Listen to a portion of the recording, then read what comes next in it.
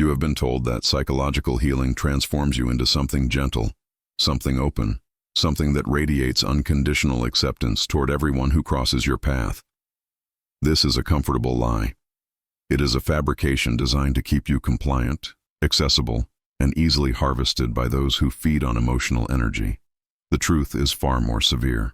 Carl Jung spent decades documenting what actually happens when an empath integrates their shadow, and the reality contradicts the mythology entirely. A fully integrated empath does not become more accessible.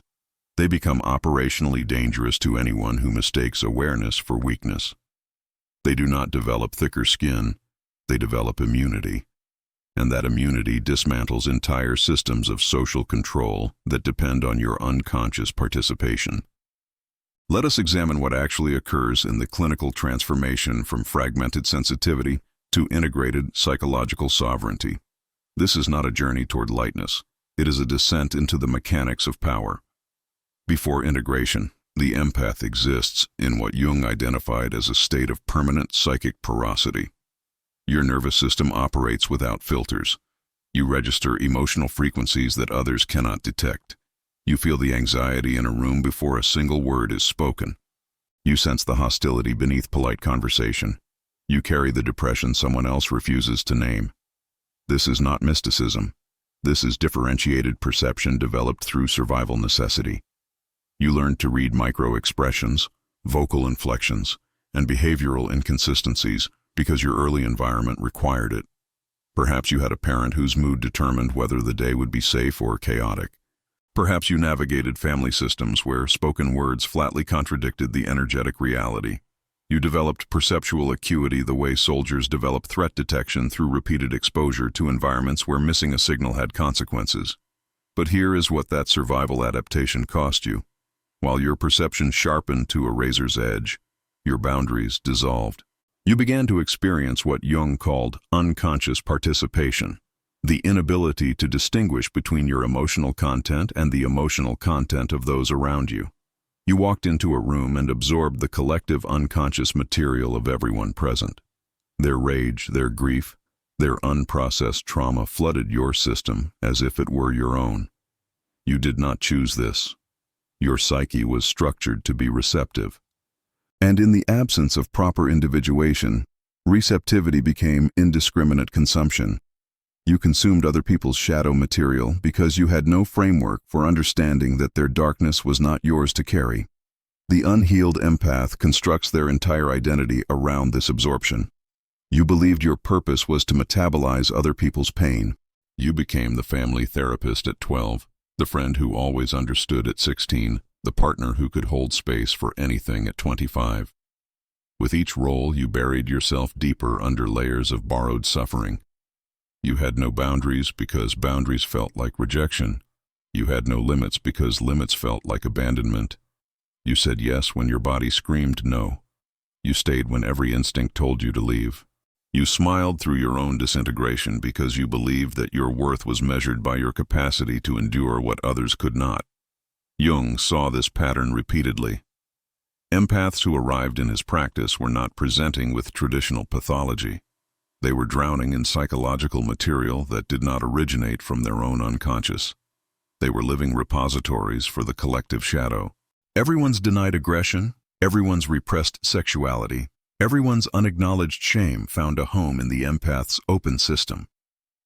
Consider what this does to your sense of self. When you spend years absorbing external emotional content, you lose contact with your internal reality. You can read everyone except yourself. You know what others feel but cannot name your own emotional state. You become a sophisticated psychological instrument pointed outward, with no capacity for internal calibration. This is the pre-integration state: maximum perception, zero protection, complete self-abandonment disguised as compassion. Jung understood that most people do not choose individuation. They are forced into it through crisis. For the empath, this crisis typically arrives as betrayal. Not ordinary disappointment, but a betrayal that shatters your fundamental operating system. Usually it is the person you protected most, the one you absorbed pain for, the one you believed would never exploit your openness. And then you discover the truth. They have been lying for years. They have been using your empathy as a resource to be extracted. They never saw you as a person, only as a function they could exploit. This moment is critical, not because it breaks you, but because it forces a choice that can no longer be delayed. You can continue absorbing, continue explaining away what you know to be true, continue overriding your perceptual accuracy to maintain the relationship. Or you can trust what you have always known but refuse to acknowledge. Jung called this the encounter with the shadow, but for the empath, it is more specific. It is the moment you confront your own denied aggression, your suppressed rage, your capacity for severance, all the qualities you have labeled as cruel, selfish, or wrong.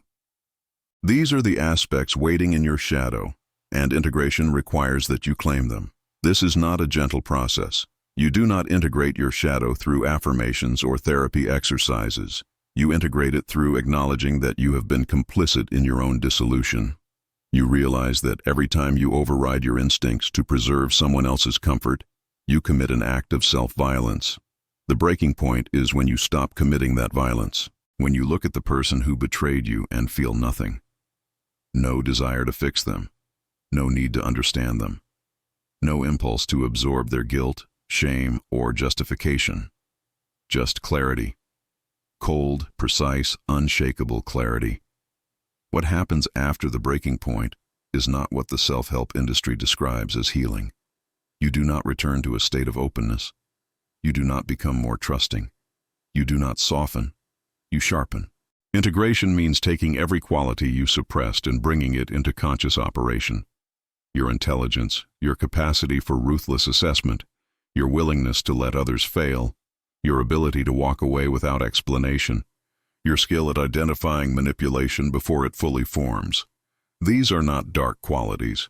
They are operational necessities you were taught to view as character defects. And the moment you stop viewing them as defects, everything changes. Jung documented 3 distinct stages in this transformation. Each one builds on the previous. Each one requires that you abandon another comfortable illusion about who you are supposed to be. The first stage is the cessation of absorption. You stop being a receptacle for other people's emotional waste. This sounds obvious, but the mechanism is specific. You develop what Jung called conscious differentiation, the ability to observe emotional content without internalizing it. Someone projects rage at you. Previously, you absorbed it, questioned whether you caused it, and tried to fix whatever you believed you had broken. Now, you observe it. You recognize it as their emotional content. You see the projection mechanism operating in real time, and you do not take it in. This creates what looks like mirroring but functions as deflection. Their emotional content bounces back to them. They are forced to hold what they are trying to give away, and most people cannot tolerate this. They escalate. They accuse you of being cold, distant, not the person you used to be. They are correct. You are not the person you used to be. That person was unconscious. This stage destroys guilt manipulation immediately. When someone tries to make you responsible for their emotional state, and you simply observe the attempt without accepting the responsibility, the entire manipulation collapses. They are holding guilt with nowhere to put it, and you are watching them struggle with it, unmoved. This is not cruelty. It is the natural consequence of consciousness meeting unconsciousness. The second stage introduces something that disturbs people who believe empaths should be universally available. You become selective, aggressively selective. You apply differentiated perception to determine who deserves access to your internal world. This is not the same as building walls. Walls are defensive. Selectivity is strategic. You are still capable of profound presence, still capable of holding space for genuine pain, still capable of deep relational connection. But now these capacities are reserved for people who demonstrate reciprocal consciousness. People doing their own psychological work. People who respect boundaries without testing them. People who can sit with their own discomfort without making it your responsibility. For everyone else, you become inaccessible. Not hostile, not reactive. Simply unavailable. The empath who used to be an open door becomes a threshold with conditions, and those conditions are non-negotiable. You do not explain them. You do not defend them. You do not soften them to make others comfortable. You simply operate from them. This is where the distinction between nice and kind becomes operationally important. Nice is conflict avoidance. Kind is clarity. Even when clarity creates discomfort, the integrated empath stops being nice. They become kind in ways that most people experience as harsh. Kind enough to let someone face consequences. Kind enough to refuse enabling. Kind enough to say no without apology or explanation. Kind enough to end relationships that exist only through your self-abandonment. This selectivity is not based on judgment. It is based on pattern recognition. You have observed how certain personality structures operate. You know the trajectory. You can predict outcomes because you have watched the same patterns unfold across dozens of relationships. You do not need months to determine if someone is operating from integrity. You know within the first 3 interactions, not through intuition in the mystical sense, but through data. Through the massive unconscious database you have been building since childhood. The third stage is the one that would genuinely unsettle you if you understood its implications fully. Because by this point, you have become what Jung called psychologically differentiated to a degree that most people never reach. You are not just empathic, you are predictive. Think about what you have actually been doing all these years. Every time you absorbed someone's emotional state, you were logging data. Every time you read a room, you were cataloging patterns. Every time you sensed someone's intent before they acted on it, you were building a predictive model of human behavior. The unhealed empath collected all this data but felt guilty about using it. You second-guessed your assessments. You told yourself you were being judgmental when your instincts identified danger. You overrode your internal warning systems because doing so seemed more compassionate. But the integrated empath trusts that database completely. When every part of your system signals deception, you do not need external validation. You do not need proof. You already know, and you act accordingly. This is what makes the healed empath operationally dangerous. You see the game before it starts. Someone sits across from you, and within seconds, you know they are lying about where they were. You know they are about to make a request designed to obligate you. You know they are setting up manipulation several moves ahead. You know because you have seen this exact sequence before. The micro-expressions do not lie. The vocal patterns do not lie. The behavioral rhythms do not lie. This is differentiated perception at full operational capacity. You are processing psychological and emotional information at a level most humans never develop. You have a framework built through years of survival necessity that now functions as a sophisticated detection system. And here is the critical element that separates the integrated empath from the manipulator. You could use this knowledge destructively. You understand manipulation mechanics better than most narcissists. You know exactly which vulnerabilities to exploit, which fears to activate, which wounds to target. You have the complete blueprint, but you choose not to deploy it. Jung spent considerable time analyzing why some individuals integrate their power benevolently while others weaponize it. He concluded that the difference is conscious ethical choice. The integrated empath makes a daily decision to use their capabilities for protection, not domination. You see the shortcuts. You recognize that your understanding of human psychology gives you unfair advantages in nearly every interaction. But you refuse to take those advantages, not because you lack the capacity, but because you have developed something more sophisticated than tactical skill. You have developed integrity. This is what Jung meant by individuation. You have integrated both light and shadow. You have the capacity for profound compassion and ruthless precision. You can be gentle or severe depending on what the situation requires. You are no longer limited to one mode of being. When you complete this integration, something happens that extends beyond your individual psychology. You create a ripple effect that forces everyone in proximity to evolve or reveal themselves. Family systems built on dysfunction cannot survive your transformation. Not because you are attacking them, but because you have stopped being the structural support that held the dysfunction in place. When you remove the person who always absorbed tension, who always smoothed conflict, who always sacrificed themselves to maintain false peace, the entire system must reorganize, and that reorganization exposes what was always true, but never acknowledged. Your alcoholic father can no longer drink without facing consequences because you are no longer cleaning up the aftermath. Your codependent mother can no longer avoid her own therapy by using you as her emotional processor. Your narcissistic ex can no longer control you through guilt because you have stopped feeling responsible for their emotional regulation. The empath who enabled all of this is gone, and in their place stands someone who values their own peace more than they value avoiding conflict. Some relationships deepen. The people who respect your transformation, who feel inspired rather than threatened, who start doing their own work. These connections become more authentic than they ever were before. But others disintegrate, and they disintegrate loudly. The people who benefited from your unconsciousness will rage. They will recruit allies. They will construct narratives where you are the problem, because if you are the problem, they do not have to change. This is where your real power shows. You do not defend yourself. You do not explain. You do not try to convince anyone of your worth. You observe. You watch people reveal their true nature through their reactions, and you make decisions based on what you observe, not with anger, not with bitterness, with clarity. This is conscious participation. You engage with reality as it exists, not as you wish it existed. You see people clearly. You accept them as they are. And you choose relationships based on that clear seeing. No more potential. No more hoping people will change. No more sacrificing yourself for connections that drain rather than nourish.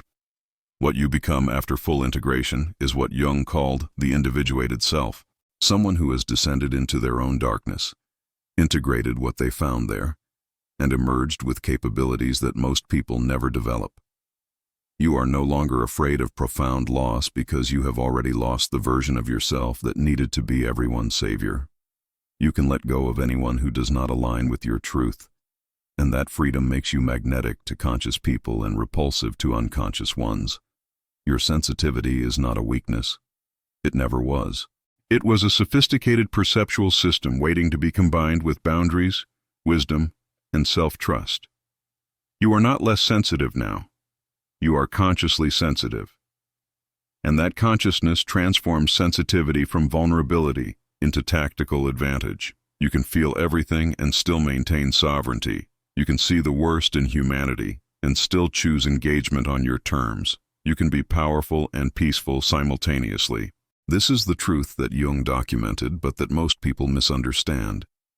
Healing does not mean returning to who you were before the pain. You cannot return. That version was unconscious. The integrated version is far more capable. You are awake. You are whole. You own every part of yourself.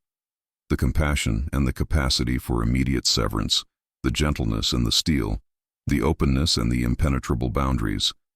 You are not too much for this world. You are exactly what conscious evolution requires. Someone who can hold space for darkness without being consumed. Someone who can love deeply without losing themselves. Someone who can see through deception while maintaining their own integrity. The unhealed empath asks why this is happening to them. The integrated empath knows it happened to forge you into something that cannot be manipulated, cannot be guilt-tripped, cannot be pulled back into unconscious patterns. You were never meant to save everyone. You were meant to save yourself. And in doing so, become proof that integration is possible. This is the transformation Jung observed, not a return to innocence, but an advancement into sovereignty. You are conscious, integrated, and operationally untouchable to anyone who mistakes your awareness for availability. You do not argue, you do not defend, you do not prove anything to anyone. You simply see through the patterns, make your assessment, and act accordingly. Usually by walking away so quietly they barely notice you are gone. No drama, no explanation, just absence. This is what a healed empath becomes. Not nicer, not more accommodating, not more open. They become sovereign, self-possessed, unshakable in their knowing, immovable in their boundaries, immune to unconscious manipulation. They become love with operational precision, compassion with strategic deployment, empathy with absolute self-respect. And that combination is one of the most formidable forces in human psychology. You understand now what took years to learn. Protecting your peace is not selfish. It is the only sane response to a world that will consume you if you allow it. Walking away from toxicity is not weakness. It is the ultimate expression of self-regard. Choosing yourself is not cruelty. It is the foundation of every healthy relationship you will ever build. When you make that choice, when you decide that your psychological integrity matters more than other people's comfort, the frequency shifts. People who drained you start avoiding you. Situations that depleted you stop appearing. Drama that used to follow you everywhere can no longer locate you. Not because you are hiding, but because you are operating from a level where unconscious behavior cannot reach you. Where manipulation deflects like water off stone. Where guilt trips land in empty space because you are no longer standing in the target zone. This is your inheritance. Not the ability to feel everything, but the wisdom to choose what deserves to be felt. Not the capacity to help everyone, but the discernment to invest only in those doing their own work. Not endless patience, but the strength to walk away when patience becomes self-abandonment. Your breaking point was your initiation. Your sensitivity is your instrument. Your empathy is your advantage.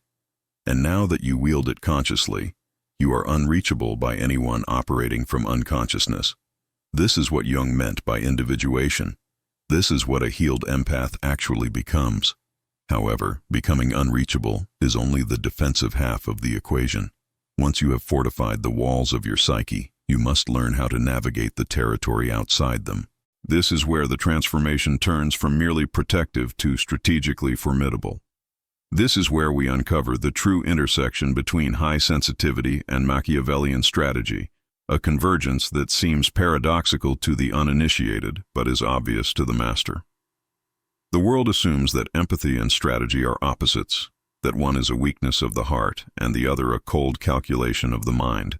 The truth you are now waking up to is that empathy, when stripped of its neurotic need to please, is the highest form of intelligence gathering available to a human being.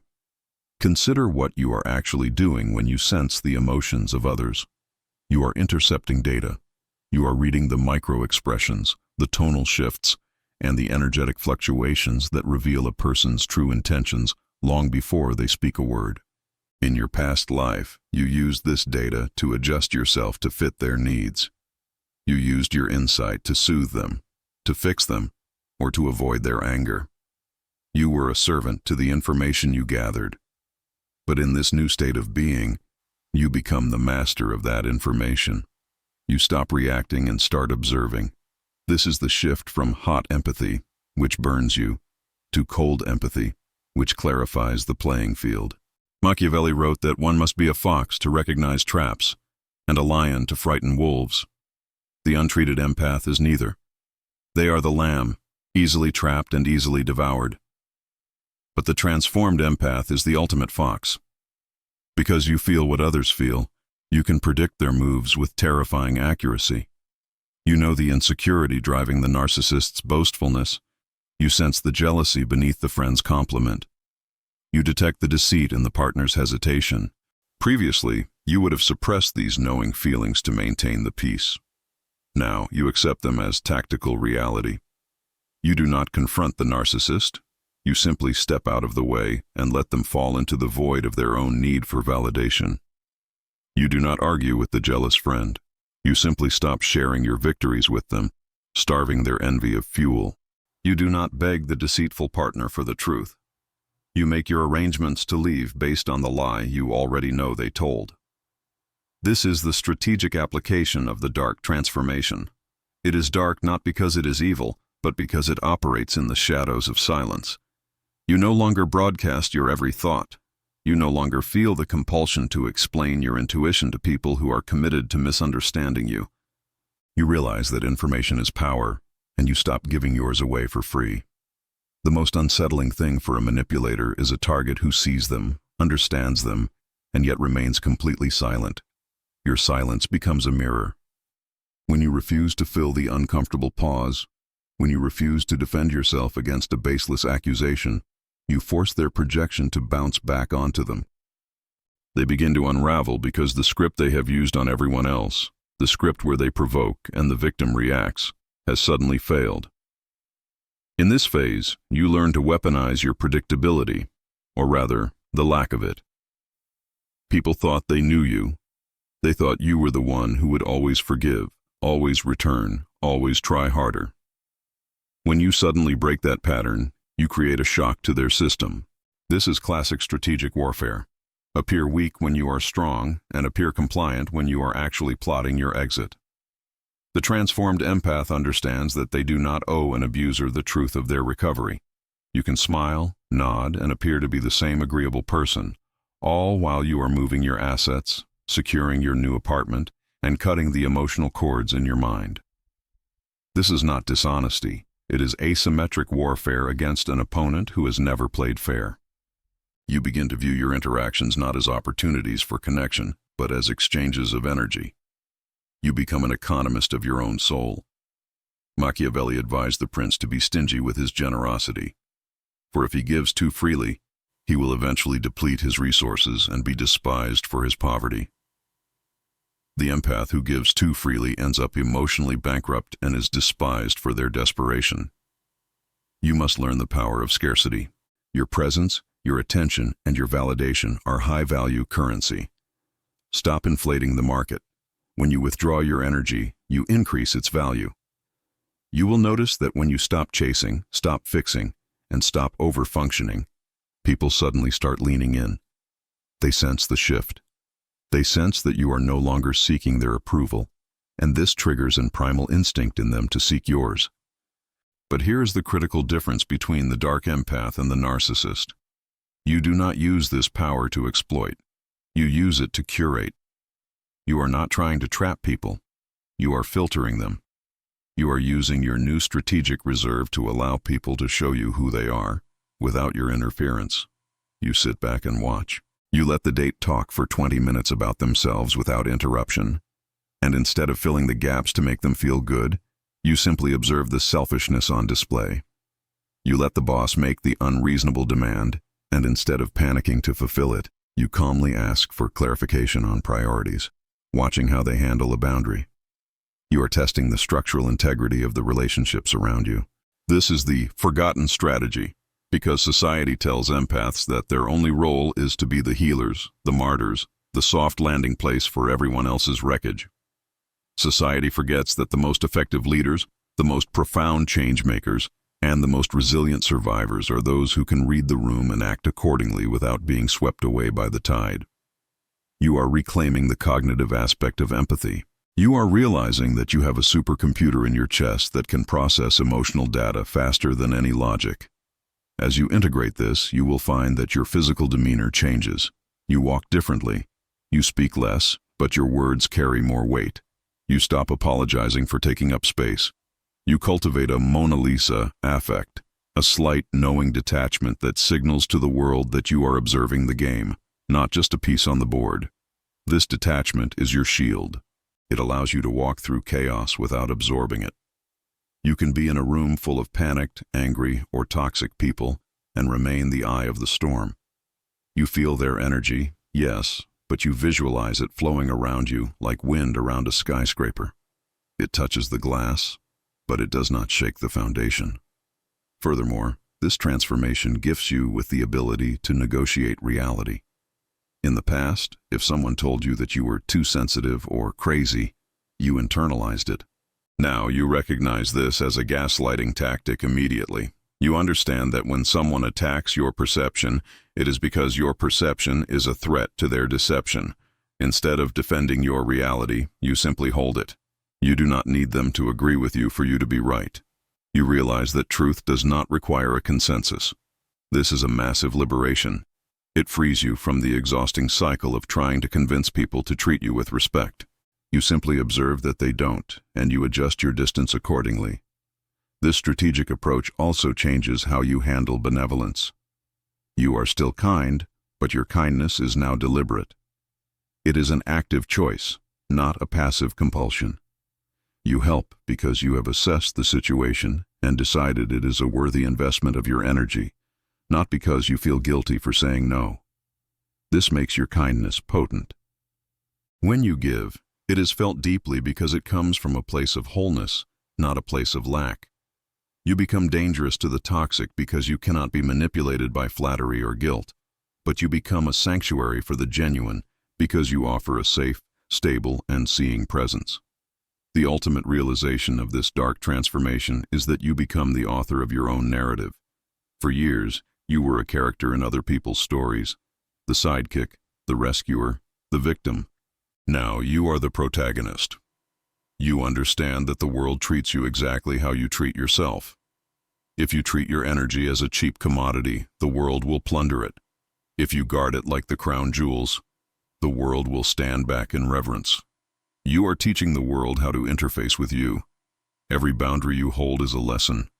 Every time you walk away, you are grading their performance. You are no longer waiting to be chosen. You are doing the choosing. And as you master this, you might notice a strange phenomenon.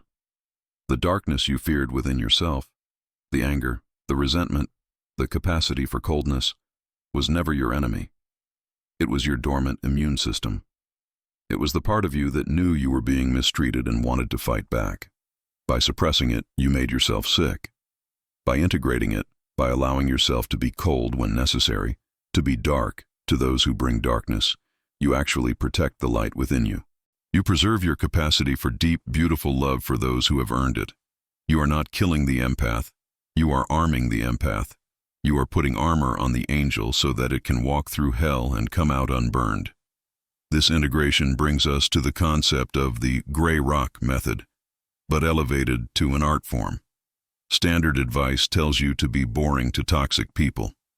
The strategic empath goes further. They become a mirror of non-reaction. You do not just become boring, you become a void. When a toxic person throws a verbal hook expecting to snag your emotions, they find nothing to latch onto. You answer questions with questions. You give non-committal responses like, "I see," or "That's an interesting perspective." You withhold the emotional supply they are desperate for. It is psychological starvation for the predator, and you do it without malice, which is the key.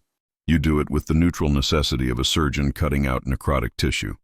It is not cruel, it is clinical. The forgotten strategy is, at its core, the understanding that your sensitivity is a form of power that requires regulation. Just as a nuclear reactor can power a city or destroy it, your empathy is a massive energy source.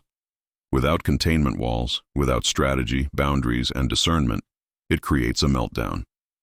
With them, it generates a magnetic force that attracts the right life to you. You begin to attract other individuated souls. You stop bonding over trauma and start bonding over purpose. You stop looking for someone to save you and start looking for equals who can run at your pace. The path of the dark transformation is solitary at first. You will lose people. We must be honest about this. As you change the terms of engagement, those who benefited from your lack of boundaries will revolt. They will call you cold, selfish, arrogant, and changed. And you will look them in the eye and agree. Yes, I have changed. You will not apologize for your evolution. You will understand that their accusations are merely the sound of them losing control over you. Let them go. Let the old structures collapse. You are building something far more permanent. You are building a life where your kindness is a gift, not a tax you pay to exist. You are building a reality where your intuition is your GPS, not a curse. You are stepping into the role of the benevolent strategist, one who sees the darkness in human nature, accepts it, and navigates it with grace and lethal precision. You are no longer afraid of the dark, because you have realized that you can see in the dark. And in a world of people stumbling blindly through their unconscious patterns, the one who can see is the one who leads. The one who can see is the one who wins. The video ends here.